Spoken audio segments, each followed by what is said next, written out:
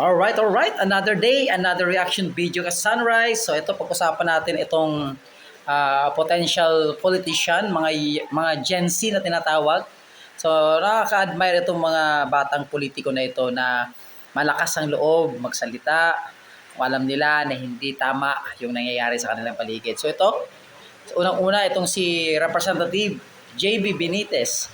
Sabi niya, unang-una po, bakit may speaker ang speaker ng House? Tama eh. Tama talaga eh. Imagine, magdadagdag na naman tayo ng pasahurin.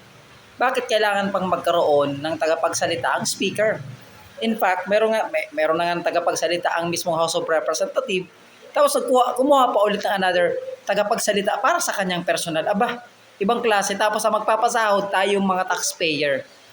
Hindi na kailangan yung, bakit?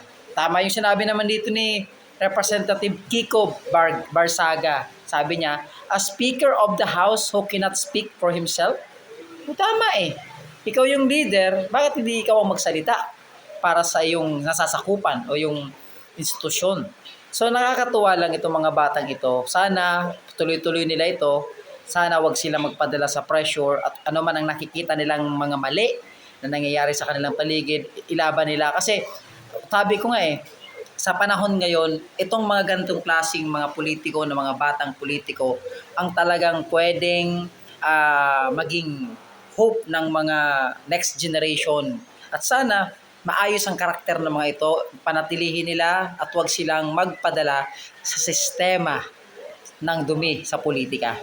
So, kudos sa dalawang ito at sa mga young guns na tinatawag na mga politicians na may maayos na perspective at pananaw sa buhay at ang iniisip yung kapakanan ng mas nakakaraming Pilipino.